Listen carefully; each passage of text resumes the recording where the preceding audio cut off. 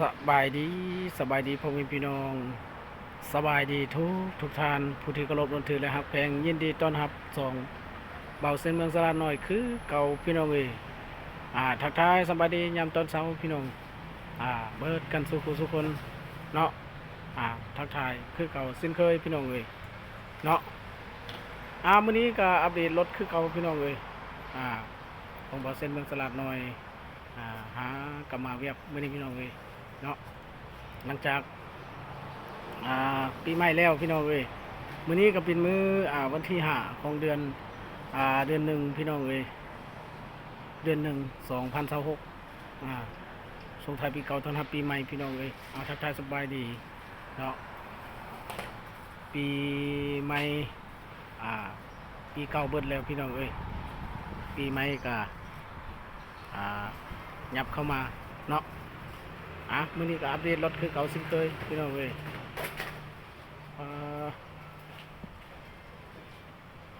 รถเต็มคือเก่าอะไรพี่น้องเอ้ยรถลูกค้าแล้วก็รถพนักงานนำเนาะมาจอดมาเบิ่งขอบที่หนึ่งก่อนพี่น้องเอ้ยขอบนี้ก็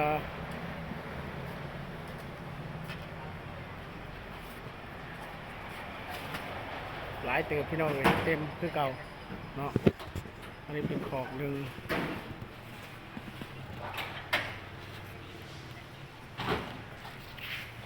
ขอบที่ช่องกับบลายไปไหนพี่น้องรถมือนี่ประมาณ4-5 คันเลยพี่น้องเลยเนาะกาอยู่ทางในของกรุงเทพซึ่งสามพี่น้องเลยกรุงเทพนี่ก็ตั้งอยู่บ้านนาคำเมืองสิโกตะบองนครหลวงจันทร์เนาะคิดนี่ก็คิดบ้านนาคำพี่น้องเลยบ้านแม่และบ้านนาคำรถใหญ่ก็ลายพี่น้องเอ้ยมื้อนี้นะเงียบเม็ดอินซินลูกค้ากับบ่ได้เนาะอันนี้ก็ด้านหน้าก็สิประมาณนี้พี่น้องเอ้ยโรงแรมนี่ก็อยู่ทางกลางทางล่างก็มีโรงแรมทางหน้าก็มีโรงแรมพี่น้องเอ้ยเนาะ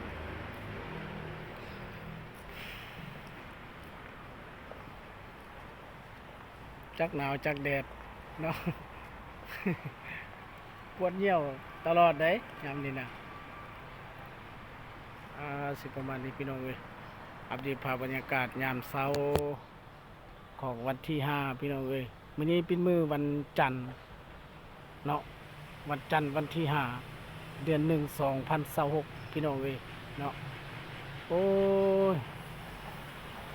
ภาพบรรยากาศสดงดงามพี่น้องเอ้ยสดสวยงดงามพี่น้องมายืนยามทำข่าวทักทายยามตอนเช้า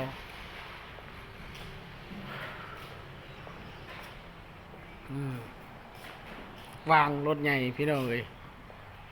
อยู่ข้างในอยู่ในอาจจะไล่อยู่พี่น้องเลย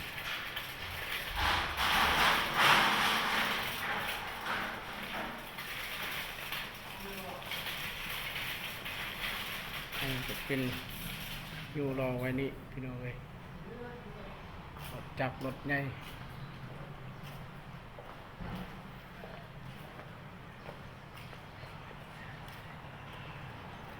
นี่อย่างออกไปนอกพี่น้องเลยไปทำสมบูรณ์อัปเดตยูทูบเบอ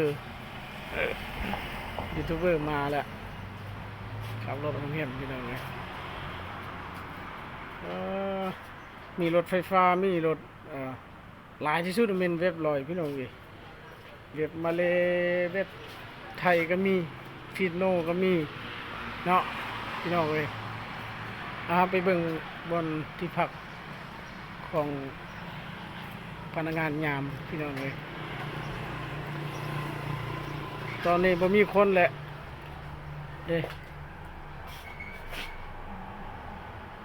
มันโยกมันยะมีอย่างเอกอันนี้มีตู้มีอย่าง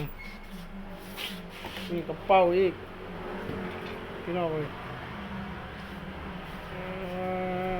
โถปาโถบ่ได้กราบเกี่ยมพี่น้องเอ้ยบ่ยุ่งบ่ยากบ่เมียนเลยเนาะพนักงานคนยามเนี่ยออก2-3คนเลยพี่น้องเอ้ยตอนนี้มียังเหลือผู้เดียวยามเนาะอันนี้ก็ทั้งหน้าซูเปอร์มาร์เก็ตพี่น้องเอ้ยซูเปอร์มาร์เก็ตเสริมสร้างถูก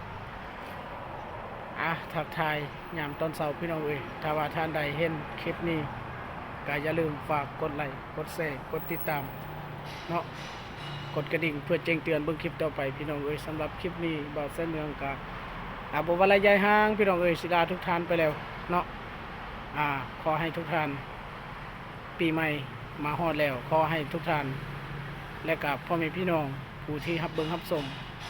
ขอให้จงอยู่ดีมีแห่งมีความสุขความเจริญสุขกายสำบายใจอย่าจิตอย่าจนพี่น้องเอ้ยร่ำรวยถ้าผู้ใดเบิ่งคลิปนี้ก็ขอให้มีเงินไหลน่องทองไหลมาพี่น้องเอ้ยสำหรับคลิปนี้บ่าวเส้นเมืองบ่ลายยายห่างลาทุกท่านไปแล้วคลิปหน้าพบกันใหม่คลิปนี้สบายดี